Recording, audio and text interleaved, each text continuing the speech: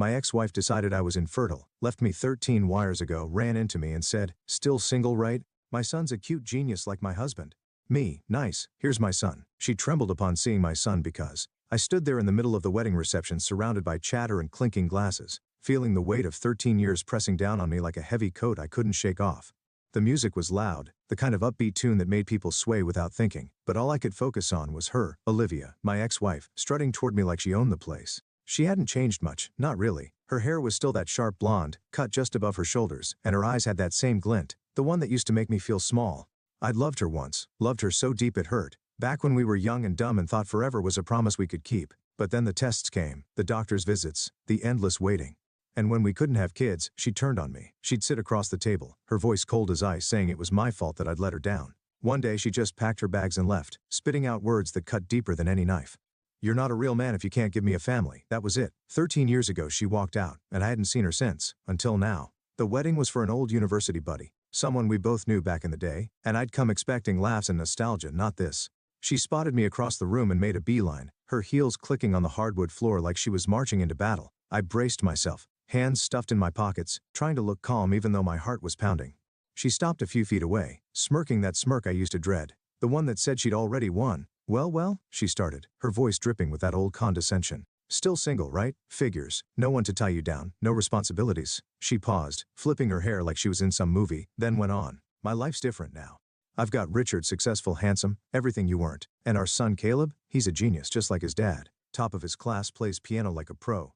You should see him." She laughed, a sharp little sound, and I just stood there letting her talk, letting her build her little tower of pride. I could have interrupted, could have said something to wipe that smug look off her face, but I didn't. I waited, watching her bask in what she thought was her big victory over me. She kept going, throwing out details about Caleb's grades, Richard's business deals, how perfect her world was now that she'd left me behind. I nodded along, keeping my face neutral, feeling the old anger bubble up but holding it back. Then, when she paused to catch her breath, I saw my chance. I turned slightly, just enough to glance over my shoulder, and raised a hand in a small gesture. "Nice," I said, keeping my voice steady. "Here's my son." The words hung in the air like a thunderclap, simple but heavy, and I watched her face change. Her smirk froze, then melted away like someone had flipped a switch. Her eyes darted past me, landing on Adrian standing a few feet behind, chatting with some cousins near the dessert table. He's 12 now, tall for his age, with my hazel eyes and a grin that's all his own. Olivia's mouth opened but nothing came out. Her hands, the ones she'd been waving around so confidently, started to shake just a little at first, then more as she took him in. I could see her mind racing, trying to make sense of it. This wasn't part of her script. She'd spent years telling herself and anyone who'd listened that I was the failure, the broken one, the reason we'd never had a family. And now here I was standing tall with a son she couldn't deny. "Adrian," I called, casual as anything, and he looked up, flashing that easy smile of his before walking over. He stopped beside me, hands in his pockets just like mine, and I put an arm around his shoulders. Olivia's eyes flicked between us, her breath catching like she'd forgotten how to breathe. "This is my boy," I said, looking right at her, letting her see every bit of pride I felt. Her face went pale, the color draining out like water from a cracked glass. That confidence she'd worn like armor? Gone, shattered. For the first time in all the years I'd known her, Olivia looked lost, like the ground had dropped out from under her perfect little world. I didn't say anything else. I didn't need to. The truth was standing right there beside me, living, breathing proof that she'd been wrong all along. She stammered something, a half-formed question maybe, but I just smiled, small and tight, and let her flounder. Adrian tilted his head, curious but unbothered, and I could tell he didn't get the weight of the moment. Not yet, but I did. I felt it in my bones, the satisfaction of watching her crumble, not because I'd planned it, but because life had a way of setting things right. She'd left me thinking I was nothing, and now here I was, whole and happy, with a family she could only dream of breaking. The music kept playing, the party kept spinning around us, but for that one moment it was just me, my son, and Olivia's stunned silence. And damn, it felt good. 13 years ago, I thought I had it all figured out, standing there in my cheap suit at the university chapel, watching Olivia walk down the aisle in that white dress that made her look like something out of a dream.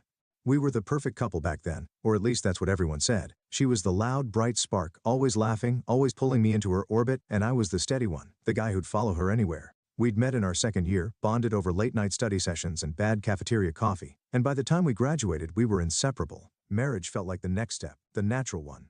So we did it. Young, full of hope, believing love was enough to carry us through anything. I remember holding her hand that day, promising forever, thinking we'd build a life together, a house full of kids and noise and messy, beautiful chaos. But life doesn't care about promises, and when the kids didn't come, everything started to fall apart. At first it wasn't so bad. We'd been trying for a baby for a year, maybe two, and when nothing happened we just shrugged it off. "It'll happen when it happens," I'd say, kissing her forehead, and she'd nod, smiling that tight little smile that didn't quite reach her eyes. But then the months turned into years, and the doctors got involved, poking, prodding, running tests that left us both drained. I'd sit in those sterile waiting rooms, holding her hand, telling her it'd be okay, but the news was never good. They couldn't figure it out at first, just kept saying unexplained infertility like that was supposed to make sense. Olivia started to change after that. The smiles faded, replaced by this quiet, simmering frustration that I didn't know how to fix. She'd snap at me over nothing: burnt toast, a late night at work, little things that never used to matter. I tried to talk to her, ask what was wrong, but she'd just shake her head and say, "You wouldn't understand." I didn't, not then. Her family didn't help. Olivia's mom, Mrs. Hayes, was the worst of them. This tall, bony woman with a voice like a whip. She'd come over for dinner sometimes, sit there picking at her food, and then start in on me. "A real man gives his wife children," she'd say, looking at me like I was some kind of failure, her lips pursed tight. I'd grit my teeth, try to laugh it off, but it stung. "You're wasting Olivia's time," she'd add, glancing at her daughter like they were in on some secret I wasn't part of. Olivia wouldn't defend me, not once. She'd just sit there, staring at her plate, letting her mom's words hang in the air. Her dad wasn't much better, quieter, sure, but he'd nod along, muttering about how a family needs a legacy. It was suffocating, like I was drowning in their expectations, and no matter how hard I tried, I couldn't swim to the surface. I kept pushing though. I loved her. God, I loved her. And I thought if I just held on, we'd get through it. We tried everything. Diets, pills, some weird herbal tea that tasted like dirt. I'd drive us to appointments, sit through the awkward silences, tell her we'd figure it out together. But the more we tried, the colder she got. The passive-aggressive digs started creeping in, little jabs that cut deeper every time. "Maybe it's you," she'd say one night, staring at me across the kitchen table, her voice flat. "Maybe you're the problem." I'd laugh it off at first, tell her we were a team, but she didn't laugh back. The blame settled in, heavy and unshakable, and I started to wonder if she was right. The test never said it was me, not for sure, but they didn't rule it out either, and that was enough for her to latch onto. Then came the day she broke me. I'd been at work, a long shift at the warehouse where I was pulling extra hours to pay for the treatments, and I came home to find her sitting on the couch, bags packed by the door. She didn't even look up at first, just kept staring at her hands, twisting that ring I'd given her years ago. "I've met someone else," she said finally, her voice so calm it didn't sound real. I stood there dumbstruck, the air sucked out of me. "What?" I managed, but she just kept going. "He can give me the life I deserve," she said, standing up, smoothing her skirt like this with some business meeting. "I can't keep waiting for you to fix this." "Fix this?" I wanted to yell, to ask how I was supposed to fix something we didn't even understand, but the words wouldn't come. She grabbed her bags, looked at me one last time, those eyes I used to drown in now hard as stone, and walked out. Just like that. The divorce papers came a week later, cold and official, ending us with a few signatures and a court date. I didn't even fight. She was gone, taking every dream I'd had with her, leaving me alone in that empty house we'd once filled with laughter. I sat there that night, staring at the walls, wondering how it all went so wrong. I didn't cry, not then, but I felt it, this ache that wouldn't let go. She'd blamed me, her family had blamed me, and part of me started to believe it. 13 years ago, she walked away, and I thought that was the end of me. Turns out, it was just the beginning. After Olivia left, I was a mess. No point in pretending otherwise. I'd sit in that quiet house night after night, staring at the TV without really watching, just trying to figure out where I'd gone wrong. The divorce had gutted me, left me feeling like half a man, her words and her mom's echoing in my head. "You're the problem. A real man gives his wife children." I'd loved her so much, poured everything into us, and when she walked out, it was like she took my whole world with her. But I couldn't just sit there forever drowning in it. I had to move, had to do something, so I threw myself into work. The warehouse job wasn't glamorous, lifting boxes, driving forklifts, long hours with sweat and sore muscles. But it kept me busy, kept my mind off the empty spaces she'd left behind. I'd come home exhausted, crash on the couch, and do it all again the next day. It wasn't a life, not really, but it was survival, and that was enough for a while. Then Lucas showed up, my best friend since university, the guy who'd stuck by me through all the crap with Olivia. He'd call me up sometimes, check in, but I'd always brush him off. Didn't want to talk, didn't want to feel. One night though, he wouldn't take no for an answer.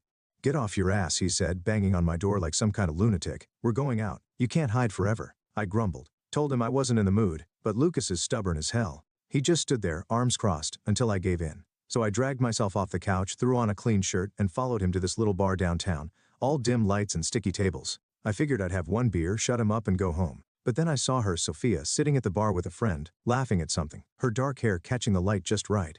She wasn't like Olivia, not even close. Where Olivia was loud and sharp, Sophia was warm, steady, the kind of person who made you feel like you mattered without even trying. I didn't talk to her that night, too nervous, too rusty, but Lucas noticed me staring and shoved me toward her a week later when we ran into her again at the same place. "Hi," I said, feeling like an idiot, my hands sweaty in my pockets. She smiled, this soft, easy smile, and said, "Hi back." We talked about nothing at first, just the weather, the beer, stupid stuff, but it felt good, natural. She was a teacher, loved books and kids, had this quiet way of pulling me out of my shell. I didn't tell her about Olivia, not then. Just said I'd been through a rough patch. She didn't push, didn't pry, just nodded like she got it, and that was that. We started seeing each other. Coffee dates, walks in the park, dinners at cheap little places where we'd split the bill. She never made me feel small, never threw her expectations at me like grenades. With Olivia, everything had been a test. Prove this, fix that. But Sophia just let me be me. 2 years in, I knew I wanted her forever. I proposed on a whim, no big plan. Just took her to our favorite spot by the river one evening, got down on one knee with a ring I'd saved up for, and asked. She laughed, tears in her eyes, and said yes, and I felt something click back into place, something I thought I'd lost for good. We got married in a small ceremony, just family and a few friends, nothing fancy, but it was perfect. I remember looking at her that day, thinking I'd finally found my footing again. Then came the shock. Barely a year into our marriage, Sophia sat me down one night, her hands fidgeting, a nervous smile on her face. "I'm pregnant," she said, and I just stared at her, my brain stuck like a broken record. Pregnant? Me? After all those years with Olivia, all those tests, all that blame, I'd half believed I couldn't have kids. "You sure?" I asked, my voice shaky, and she nodded, pulling out the little stick with the plus sign, laughing as I grabbed her and hugged her so tight I probably squeezed the air out of her. 9 months later, Adrian came, red-faced, screaming, perfect. I held him in the hospital, this tiny bundle with my eyes staring back at me, and it hit me like a truck. I wasn't infertile, never had been. All those years Olivia had pinned it on me, and I'd carried that weight. But here was proof, living, breathing proof, that it wasn't true. Adrian grew fast, stubborn and smart, always asking questions, always pushing boundaries. He'd build these crazy Lego towers, play tunes on this little keyboard we got him, and I'd watch him, amazed at how much of me I saw in him, my eyes, my grin, even my temper sometimes. Sophia would tease me, saying he got all the good stuff from me, and I'd laugh, feeling lighter than I had in years. It wasn't just about having a kid, it was realizing I didn't need Olivia's approval, didn't need her to tell me who I was. I'd built something real, something better, without her. Standing there in our messy living room, Adrian tugging at my leg, Sophia humming in the kitchen, I knew I had everything she'd said I couldn't. And that was enough, more than enough for me. Life had a way of moving on, and after Adrian came along, I stopped looking back. Olivia was just a shadow, a memory I'd tucked away in some dusty corner of my mind. I had Sophia, I had my boy, and work was steady enough to keep us comfortable. We'd settled into this little house with a backyard where Adrian could run wild, and I'd spend my evenings fixing up old furniture or tossing a ball with him until the sun went down. It wasn't perfect, money was tight sometimes, and I'd still get those late-night doubts about whether I was doing right by them. But it was mine, and I'd fought hard to build it. Olivia didn't cross my mind much anymore. She'd left, made her choice, and I'd made my peace with that. But life's got this funny habit of throwing curveballs when you least expect it, and I guess I should have known she'd pop up again someday. I'd hear bits and pieces about her through the grapevine, old friends from university, mutual acquaintances who'd drop her name in passing. She'd married some guy named Richard, a big-shot businessman with a fancy car and a fancier house.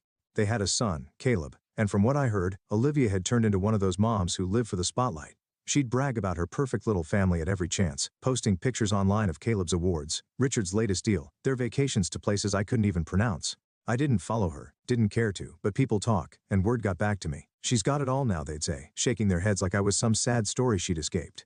I'd just shrug, let her have her shiny life. I had my own, and it was real, not some polished picture for strangers to gawk at.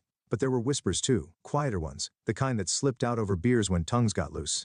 Richard worked long hours, they said, and Olivia wasn't as happy as she pretended. Caleb was smart, sure, but pushy, maybe too much like her, always needing to be the best. I'd listen, nod, and change the subject. Didn't matter to me if her world was cracking under the surface. She wasn't my problem anymore. I'd moved on, built something solid with Sophia and Adrian, and that was all I needed to know. Still, I couldn't help wondering sometimes, did she ever think about me? Did she ever wonder if she'd made the right call? Probably not. Olivia wasn't the type to second-guess herself. Then came the wedding. Our old buddy Mark tying the knot with his high school sweetheart. A big party full of familiar faces from back in the day. I went solo. Sophia had a late shift at the school, and Adrian was at a sleepover, so I figured I'd show up, have a drink, catch up with the guys. It was loud, crowded, the kind of night where you lose yourself in the noise, until I saw her. Olivia, standing there in a sleek black dress, holding a glass of wine like it was a prop, talking to some woman I didn't recognize. My stomach twisted just for a second, but I shook it off. I wasn't that guy anymore, the one she'd broken. I grabbed a beer, found a spot by the bar, and tried to focus on the chatter around me. Didn't work? She spotted me, and before I could dodge, she was heading my way, that old smirk plastered on her face. "Well, look who's here," she said, stopping just close enough to make it personal. Her voice hadn't changed, sharp, like she was always one step ahead. Still hanging around the old crowd, guess some things don't change. I took a sip of my beer, kept my face blank, let her keep going. She did, of course. She always loved an audience. Me, though, life's been good. Richard's killing it. As usual, just closed a deal worth millions. And Caleb? Oh, you should see him. Top 1% of his class. Genius level, really. Plays piano like he was born to it. So lucky to have a husband who can give me such a perfect child. She tilted her head, waiting for me to bite, to give her something to twist. I didn't. I just stood there, watching her build her little castle of words, letting her think she'd won whatever game she was playing. I could have walked away, could have let it slide, but something in me, maybe the old hurt, maybe just the chance to finally shut her up, kept me rooted. She kept talking, piling on the details, Caleb's latest award, Richard's new boat, how she'd upgraded from me. I nodded, sipped my beer, waited for the right moment. Then it came. She paused, smirking, daring me to say something. I set my glass down, turned just enough to catch Adrian in the corner of my eye. He'd shown up with Sophia after all, standing by the dessert table, laughing with some kids. I looked back at Olivia, "That's nice," I said. "Here's my son." I nodded toward Adrian, and her eyes followed, locking on him like she'd seen a ghost. She froze mid-sip, her glass trembling in her hand. Adrian glanced over, waved at me with that easy grin of his, and I waved back, feeling the weight of her stare. She didn't say anything, not at first, just stood there, her perfect little world tilting off its axis. I didn't need to explain, didn't need to rub it in. The truth was right there, plain as day, and she couldn't unsee it. My son, my life, was the answer to every lie she'd told herself about me. And for once, I didn't have to say a damn thing. Reality did it for me. The air at the wedding felt thicker the moment I said it. "Here's my son." And I watched Olivia's whole world shift right there in front of me, like someone had pulled the rug out from under her fancy heels. She'd been standing there, all smug and sure, tossing her perfect life in my face like it was some trophy I'd never touch. And now she was stuck, her wine glass halfway to her lips, her eyes glued to Adrian across the room. I didn't move, didn't say more, just let her look, let her take it in. He was over by the dessert table, picking at a cupcake, his dark hair a little messy from running around with the other kids. He's got my hazel eyes, my sharp nose, even that little smirk I used to flash when I was young and cocky. She saw it too. I could tell by the way her breath hitched, the way her hand shook just enough to make the wine slosh against the glass. For once she didn't have a comeback, didn't have some snide little jab ready to go. She just stared, and I let her. I could have left it there, could have walked away and let her stew in her own shock, but something kept me planted. Maybe it was the years of her blaming me, the way she'd made me feel like less than nothing, or maybe it was just the chance to see her unravel for once. Adrian looked up then, caught my eye and waved with that big goofy grin of his. I waved back, casual as anything. And that's when she finally spoke. This is your son." Her voice was small, shaky, not the sharp, cutting tone I was used to. I turned to her, met her wide eyes and nodded slow. "Yeah," I said, keeping it simple. "This is Adrian, my boy." I didn't need to gloat, didn't have to. The truth was doing all the work for me. That's when Sophia walked over, her timing perfect like always. She'd slipped in late after her shift, found Adrian in the crowd, and now she came up beside me, her hand brushing my arm as she smiled at Olivia. "Hey," she said, all warm and easy, then looked down at Adrian, who'd wandered over with a cupcake still in his hand. She put a hand on his shoulder, gentle but proud, and added, "Yes, this is Adrian, our son." Her voice was steady, no venom in it, just fact, plain and simple. Olivia's face went white like she'd seen something impossible, and I could practically hear the gears grinding in her head. She'd spent 13 years telling herself I was the broken one, the reason we'd never had kids, the excuse she'd used to walk out and build her shiny new life. And now here I was, standing with my wife and my son, proving her wrong without even trying. Her hands trembled harder now, the wine glass tipping just enough that a drop spilled onto her dress. She didn't notice or didn't care. Her eyes flicked between me and Adrian, then to Sophia, like she was trying to solve some puzzle she'd never seen coming. "How?" she whispered, more to herself than me, but I heard it. I could have answered, could have laid it all out. How Sophia and I had a kid without even trying. How it wasn't me who'd failed back then, but I didn't. Let her figure it out. Let her sit with it. She swallowed hard, her throat working like she was choking on the words she couldn't find, and I saw it hit her. All those years, all that blame, all the time she'd told herself she'd traded up, it was crumbling right in front of her. Then Richard showed up, her husband, striding over with that stiff businessman walk of his, Caleb trailing behind him.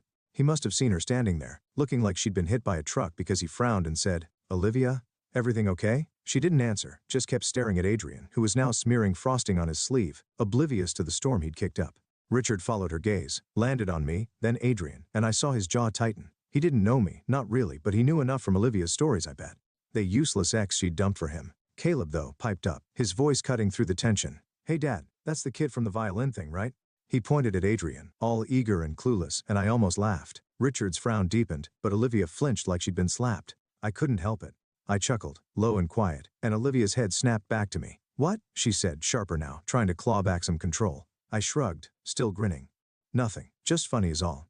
Adrian had won some big violin contest last month, got his name in the paper and everything. And I guess Caleb had been there too, watching my boy take the prize. Olivia didn't know. She couldn't have, not with how her mouth tightened like she'd bitten something sour. Richard put a hand on Caleb's shoulder, protective, and said, "Come on, let's go." His voice clipped, but Olivia didn't move. She just stood there, staring at me, at Adrian, at Sophia, like she was seeing ghosts. Caleb though, he looked at Adrian again, his eyes narrowing a little, and I caught it.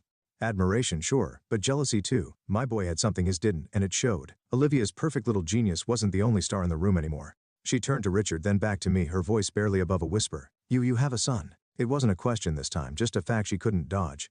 I nodded again, slow and deliberate. Yeah, Olivia, I do. And that was it. The moment everything she'd built her life on shattered, right there in the middle of that noisy wedding, with my family standing strong beside me, and hers cracking at the seams. The wedding buzzed around us, laughter, music, the clatter of plates, but all I could focus on was Olivia standing there, her face pale, her eyes locked on Adrian like he was some kind of riddle she couldn't crack. I just dropped the bomb, my son, right there in front of her, and she was still reeling, her wine glass trembling in her hand, her perfect little world tilting sideways. Sophia stood beside me, her arm brushing mine, steady as always, and Adrian was next to her, licking frosting off his fingers, completely unaware of the chaos he'd just caused. Olivia's husband Richard had tried to pull her away, his voice tight with that, "Let's go," he'd barked, but she didn't budge. She couldn't. She was stuck, staring at my boy, and I could see the pieces falling into place in her head. The truth she'd spent years running from catching up to her all at once. Then Caleb broke the silence, his voice high and curious, cutting through the tension like a kid who didn't know better. "Dad, he's the boy from the violin competition," he said, tugging at Richard's sleeve, pointing at Adrian with this mix of awe and something sharper. Envy, maybe. I couldn't hold back the chuckle that slipped out low and rough because, oh, this was too good. Olivia's head jerked toward me, her eyes narrowing like she could still claw her way out of this. "What's so funny?" she snapped, her voice brittle, trying to grab back some of that old control she used to wield like a weapon. I shrugged, keeping it easy, letting her stew. "Just funny," I said, nodding toward Adrian. "You didn't know, did you?" She didn't answer, but her face said it all. Tight lips, a little crease between her brows, the kind of look she got when she was cornered. Adrian had made waves last month, won this big international violin contest, the kind where they put your picture in the paper and send you home with a trophy bigger than your head. I'd been there, front row, cheering him on, Sophia snapping pictures while he played like his little hands were born for it. Caleb must have been there too, I figured, probably in the crowd, watching my son take the stage and walk off with the win. And Olivia, the woman who'd spent years bragging about her genius son, had no idea she'd been outdone by the kid she never thought I could have. The irony was thick, and I let it hang there, watching her squirm. Richard shifted, his hand still on Caleb's shoulder, but his eyes were on Olivia now, hard and questioning. "What's he talking about?" he asked, his voice low, like he didn't want the whole room hearing. She didn't look at him, just kept staring at me, then Adrian, then back to me, her breath coming a little faster. I could see it, the way her mind was racing, trying to stitch together a story that'd save her pride. But there wasn't one. "He's good," I said, nodding at Adrian, who was now chatting with some kid about the cupcakes, oblivious to the mess he'd kicked up. "Won it fair and square. Made us proud." I kept my tone light, but the weight of it landed hard. She built Caleb up as the best, the brightest, and here was my boy, shining just as bright, maybe brighter. Olivia flinched just a little, but I caught it. Her fingers tightened around her glass, knuckles white, and she finally turned to Richard, her voice strained. "It's nothing," she said, but it sounded like a lie even to me. He didn't buy it. His jaw clenched, and he looked at me again, sizing me up like I was some threat he hadn't seen coming. Caleb piped up again, all eager. "He played better than me, Dad. I told you about him." Richard shushed him, sharp and quick, but the damage was done. Olivia's perfect son, the one she paraded around like proof of her perfect life, was standing there admitting my kid had beat him at something she'd staked her whole identity on. I almost felt bad, almost. But then I remembered all those years she'd blamed me, all those nights I'd sat alone wondering if she was right, and the pity dried up fast. She turned back to me, her voice low, barely steady. "So, you weren't infertile?" The question hung there, raw and desperate, like she needed me to say it out loud. I met her eyes, held them for a beat, and then shook my head slow. "No, Olivia," I said, keeping it simple, letting it sink in. "I wasn't." The words hit her like a slap. She blinked hard and took a step back, her heel catching just enough to make her stumble. Richard grabbed her arm, steadying her, but his face was dark now, suspicion creeping in. I didn't need to say more. She'd figure out the rest on her own, all those years she'd spent pointing the finger at me, telling herself I was the problem, and now the proof was standing right here, eating a damn cupcake. Silence stretched out, heavy and thick, and I could feel the weight of her mistake pressing down on her. She'd left me, built this whole life on the idea that I couldn't give her what she wanted, and now it was clear, crystal clear, that I could, that I had. Sophia squeezed my hand, a quiet little reminder she was there, and I glanced at her, grateful for the anchor. Adrian wandered back over, holding out a half-eaten cupcake. "Want some, Dad?" he asked, all innocent, and I grinned, ruffling his hair. "Sure, bud," I said, taking a bite, acting like this was just another moment, not the end of Olivia's world. She didn't move, didn't speak, just stood there, her perfect mask cracking, and I knew she'd never forget this. Neither would I, but for different reasons. For her, it was the moment she lost everything she'd clung to. For me, it was the moment I realized I'd already won. The wedding lights flickered overhead, casting shadows across Olivia's face as she stood there, still reeling from the truth I'd just laid bare. Adrian was my son, and I wasn't the broken piece she'd made me out to be all those years ago. Her eyes were wide, her breath shallow, and I could see the storm brewing inside her. The kind that comes when everything you've built your life on starts to crumble. I didn't say anything more, didn't need to. She'd asked if I was infertile, I'd said no, and now she was stuck with the fallout, her perfect little narrative unraveling right in front of me. Sophia and half the damn wedding party. Richard was still holding her arm, his grip tight like he was trying to keep her from falling apart. But his face was a mess of confusion, something darker.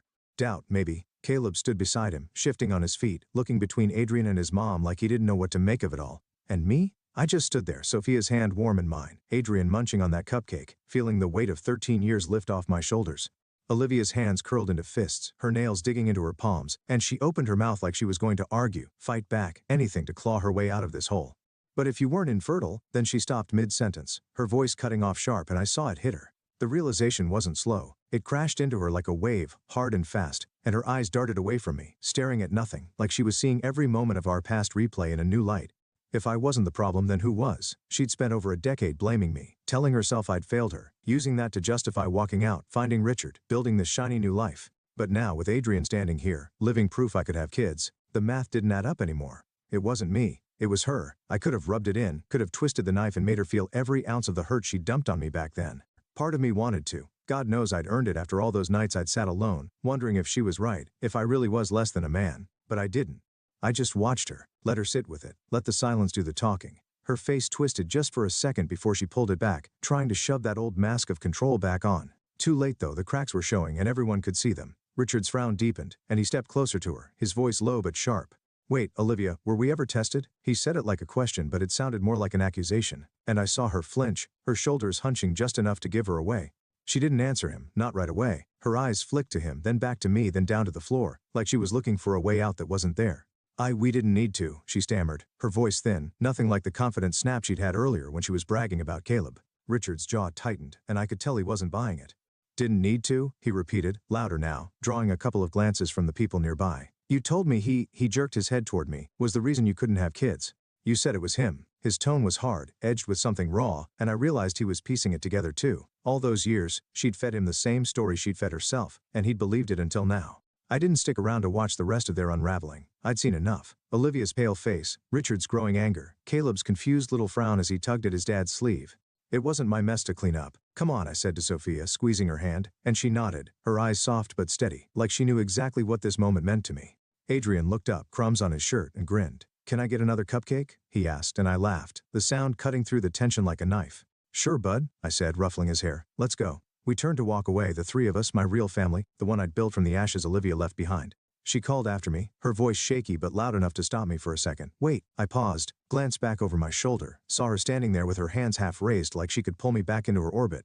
We can talk about this," she said, desperate now, her eyes pleading. I looked at her, really looked at her for what felt like the first time in years. The woman who'd broken me, who'd walked out without a backward glance, was standing there begging for something. Answers maybe, or a way to rewrite the past. But I was done giving her pieces of me. "No, Olivia," I said, calm and final. "We've got nothing to talk about." Sophia's hand slipped tighter into mine, warm and solid, and Adrian tugged at my sleeve, impatient for that cupcake. I turned away, left Olivia standing there with her crumbling world, and walked back to the party, back to the noise and the laughter and the life I'd made.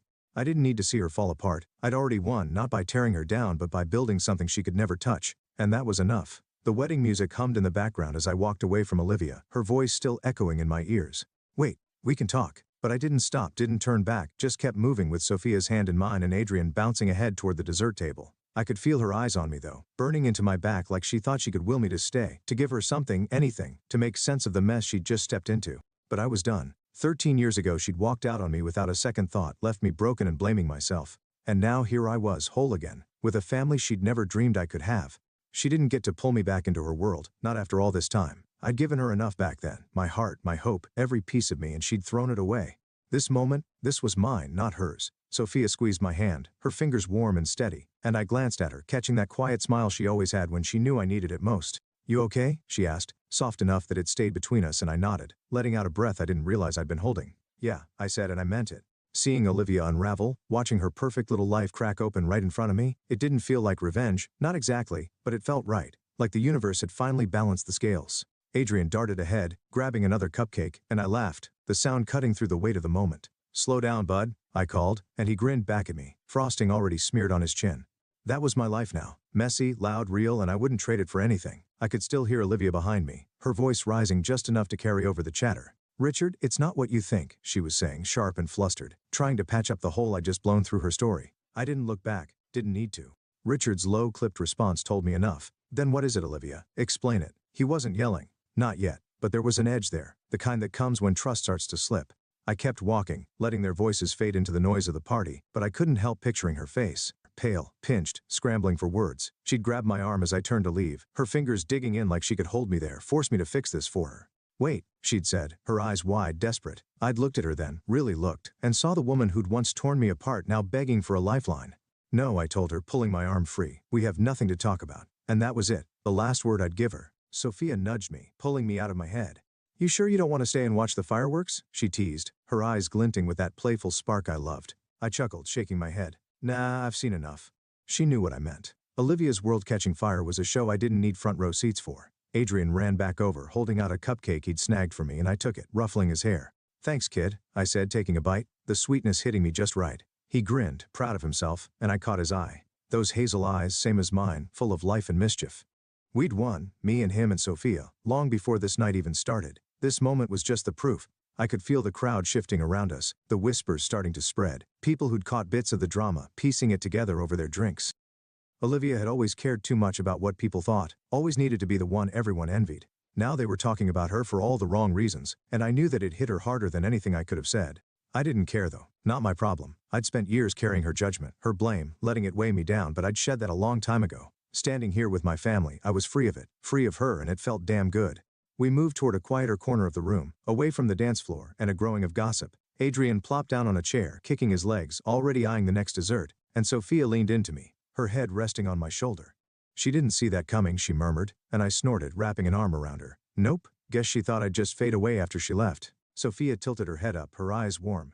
Her loss, she said, simple and sure, and I kissed her forehead, feeling the truth of it settle in my bones. Olivia had walked out thinking she'd traded up, but I'd ended up with everything she'd told me I'd never have. A wife who loved me, a son who made me proud, a life that was mine. Back across the room I could hear Caleb's voice, small and hesitant, cutting through the murmur. Mom, what's going on, he asked, and I didn't catch her answer. Just a low, strained mumble that didn't sound like the Olivia I knew. Richard's voice followed, sharper now, and I figured their night was about to get a lot longer. I didn't turn to look, didn't need to. I'd given her the final blow, not with anger or spite, but with the simple, undeniable fact of my happiness. She could wrestle with that however she wanted. I was done playing her game. I took another bite of the cupcake, handed the rest to Adrian, and pulled Sophia closer. The music picked up, the party rolled on, and I let it all wash over me, knowing I'd closed that chapter for good. The wedding lights dimmed a little as the night wore on, the dance floor filling up with swaying couples and tipsy laughter, but I was ready to leave Olivia and her mess behind for good. I'd said my piece, walked away with Sophia's hand in mine, Adrian trailing ahead with his cupcake-stained shirt, and I felt lighter than I had in years, like I'd finally shaken off the last of the weight she'd left on me 13 years ago. Her voice, that desperate weight she'd thrown after me, still lingered in my head, but I didn't let it pull me back. I'd given her nothing, no explanations, no arguments, just the sight of my family and the truth she couldn't dodge. Now we were over by the edge of the room, near the big windows looking out on the night, and I could feel the party shifting around us, the air buzzing with whispers that weren't my problem anymore. Sophia leaned against me, her shoulder warm against mine, and Adrian plopped down on a chair nearby, swinging his legs like he didn't have a care in the world. Can we go home soon, Dad? He asked, his voice muffled around a mouthful of frosting, and I grinned, nodding. Yeah, bud, soon, I said, ruffling his hair. He didn't know it, didn't need to, but he'd just turned Olivia's world upside down without even trying. All those years she'd spent telling herself I was the failure, the one who couldn't give her what she wanted, and here was my boy, living proof she'd been wrong. I didn't need her to say it out loud. Her face back there, pale, stunned, lost, had said it all, and now I was done, ready to walk out of this place and leave her to deal with the pieces. The crowd's murmur grew a little louder, and I caught snippets of it, people glancing toward where Olivia stood with Richard and Caleb, their heads bent together, voices low but tense. I didn't look, didn't want to, but then Caleb's voice broke through, small and shaky, carrying over the noise. Mom, did you lie about Dad, he asked, and it stopped me cold for a second, my hands stilling on Adrian's head. Sophia tensed beside me, her breath catching, and I knew she'd heard it too. I kept my eyes on my son, watching him dig into another bite of cupcake, but my ears were locked on that little question hanging in the air. Olivia's answer came, soft and stumbling. No, Caleb, it's not like that. But it didn't sound convincing, not even to a kid. Richard's voice followed, sharp and low, something about, we'll talk later. And I could picture him steering them away, trying to hold their perfect image together while it cracked at the seams. I didn't turn around, didn't need to see her scrambling to explain, didn't need to watch Richard's face harden or Caleb's confusion grow.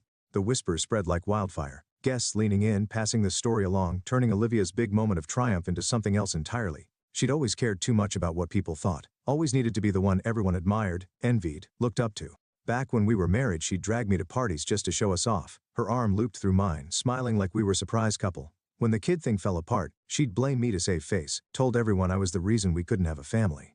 And now here it was, all coming back to bite her, her reputation, the one thing she'd guarded like gold. Slipping through her fingers in front of all these people she'd spent years trying to impress, I felt Sophia shift beside me, her hand sliding up my arm. "She's not going to let this go easy," she murmured, her voice low, and I nodded, knowing she was right.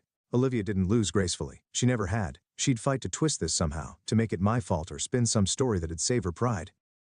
But it didn't matter. She could talk all she wanted. The truth was out there now, plain as day, and no amount of words could undo what everyone had seen. Adrian, my son, standing tall and real, was more than she could argue with. "Let her try," I said, keeping my tone steady. "I'm done with her games." Sophia smiled, that quiet, knowing smile, and leaned her head on my shoulder. "Good," she said, and that was enough. Adrian finished his cupcake, wiping his hands on his pants. Sophia groaned, but I just laughed and stood up, stretching. "Home now?" he asked, and I nodded, pulling him into a quick hug. "Yeah, let's get out of here." We started toward the door, weaving through the crowd, and I could feel the eyes on us. Not hostile, just curious, maybe a little odd. People who'd known me back then, who'd heard Olivia's version of our story, were seeing me now, seeing my family, and I knew they were rewriting it in their heads. I didn't stop to chat, didn't need their nods or their good-to-see-you lines. I closed the door on that part of my life the second I walked away from her, and I wasn't about to prop it back open. The cool night air hit us as we stepped outside, Adrian running ahead to the car, Sophia's hand still in mine. I took a deep breath, let it out slow, feeling the last of Olivia's shadows slip away. Back inside, she'd be dealing with the fallout, Richard's questions, Caleb's doubts, the whispers that'd follow her for weeks. But out here, it was just us. Me, my wife, my son, and the home waiting for us, full of love and laughter and everything she'd said I'd never have. I'd shut that door for good, and I wasn't looking back. The car hummed along the quiet road as we left the wedding behind, the glow of the venue fading in the rearview mirror, and I felt this calm settle over me, deep and steady, like I'd finally put something to rest. Sophia sat beside me, her hand resting on my knee, and Adrian was in the back, already half asleep, his head lolling against the window with cupcake crumbs still clinging to his shirt. The night was dark, stars poking through the sky, and I kept my eyes on the road, letting the rhythm of the drive smooth out the edges of everything that had happened. Olivia's face, shocked, crumbling, flashed in my mind for a second, but I pushed it away. She didn't get to take up space in my head anymore, not after tonight. I'd walked away from her questions, her desperation, and now I was headed home with the only people who mattered. This was where I belonged, and I knew it down to my bones. We pulled into the driveway, the little house sitting there under the porch light, warm and welcoming, nothing fancy but ours. Adrian stirred as I cut the engine, mumbling something about wanting to stay up, and Sophia laughed, soft and easy. "Nice try, kiddo," she said, unbuckling her seatbelt. "Bedtime for you." He groaned, but there was a grin in it, and I climbed out, stretching my legs, feeling the cool night air against my skin. Inside, the place smelled like us, like the dinner we'd cooked last night. The faint hint of Sophia's lavender soap, the clutter of Adrian's toys scattered across the living room. I flicked on the lights, kicked off my shoes, and watched as Adrian shuffled toward the kitchen, still chasing one last snack. "No way," I called after him, chuckling. "You've had enough sugar to last a week." Sophia tossed her purse on the counter and started filling a glass with water, her movement smooth and familiar. "He's going to crash hard," she said, glancing at me with that teasing smile I loved. "You might have to carry him up." I nodded, leaning against the doorway, watching her move around the kitchen like it was the most natural thing in the world. This was our life, simple, messy, full, and it hit me how far I'd come from those dark days after Olivia left. Back then I'd thought I'd never have this, never have a family, a home that felt alive. She'd convinced me I couldn't, walked out with her head high, leaving me to pick up the pieces. But here I was, surrounded by everything she'd said I'd never deserve. And it felt better than any revenge I could have dreamed up. Adrian wandered back in, yawning, and I scooped him up before he could argue, slinging him over my shoulder like a sack of potatoes. "Dad," he protested, laughing, kicking his legs half-heartedly, and I grinned, carrying him toward the stairs. "Time's up, buddy," I said, hauling him to his room while Sophia followed, flicking off lights behind us. I dropped him on his bed, dodging a playful swipe as he grabbed his pillow, and Sophia leaned in the doorway, watching us with that warm look she got when she thought I wasn't paying attention. "Brush your teeth first," she said, and he groaned again but obeyed, dragging himself to the bathroom. I sat on the edge of his bed waiting, listening to the water run, feeling the quiet pride that came with nights like this, ordinary, but mine. When he flopped back onto the bed, I pulled the covers up, tucking him in like I'd done 1,000 times. "Good night, kid," I said, and he mumbled something sleepy, already drifting off. I stood looking down at him, those hazel eyes closed now, his breathing slow, and felt this swell in my chest. He was everything I'd wanted back when I was with Olivia. Everything she told me I couldn't have. I'd believed her for too long, let her words sink in deep, but Sophia had pulled me out of that, given me this life without ever asking me to prove anything. I turned off his light, stepped into the hall, and found her waiting, her arms crossed, a playful glint in her eyes. "You're a softie," she said, and I laughed, pulling her close. "Only for you two," I shot back, kissing her quick before we headed downstairs. We ended up at the kitchen table, just us, the house settling around us with little creaks and sighs. Sophia poured us each a glass of water, and we sat there talking about nothing. Her day at work, Adrian's latest school project, letting the night unwind. Then she grinned, leaning forward. "So, how'd it feel seeing her like that?" I took a sip, thinking it over, the memory of Olivia's stunned face flickering back. "Good," I said finally, honest. Not because she was falling apart, but because I wasn't. "I've got this you, him, us, and she can't touch it." Sophia nodded, her hand sliding across the table to cover mine. "She never could," she said, and I knew she was right. I didn't care about revenge, never had. Olivia's life, whatever mess it was now, was her own doing. She'd made her choices, built her world on lies, and tonight those lies had caught up to her. Me? I didn't need her to suffer to feel whole. The truth? Adrian, Sophia, this home was enough, more than enough. I squeezed her hand, stood to rinse our glasses, and felt the last of that old hurt slip away. We climbed the stairs together, checked on Adrian one more time, then fell into bed, her head on my chest, my arm around her. The house was quiet, alive with us, and I knew. Right then I was exactly where I was meant to be. Let Olivia live with her regrets. I had everything I needed right here. After listening to today's story, perhaps it has raised some new questions in your mind, or maybe it has brought back some old memories. Every day on Reddit, new experiences and moments create fresh stories, and they connect all of us. Everyone has their own unique journey in life, and we all try to understand the world in our own way. These kinds of moments remind us that we are all human, sometimes happy, sometimes sad, and always learning something new. If you enjoyed this story, feel free to share it with your friends. Your thoughts and feedback are always valuable to us, as they motivate us to create even better content. Every story has its own unique angle, and our goal is to understand everyone's perspective and make our content diverse and relatable. Stories like these help us realize that life's journey is different for everyone, and by hearing other stories, we learn something new. You can also share your own stories with us.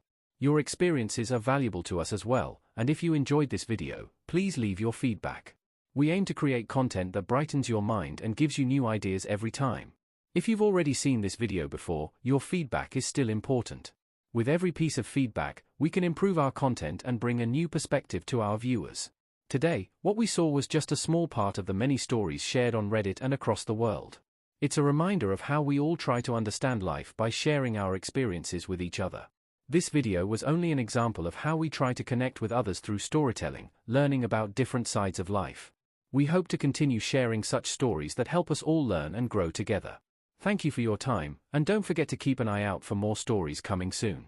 If you haven't already, please like and follow for more amazing content. Your support keeps us going, and we will strive to bring you more thought-provoking and heartwarming stories. Until next time, take care and stay curious. **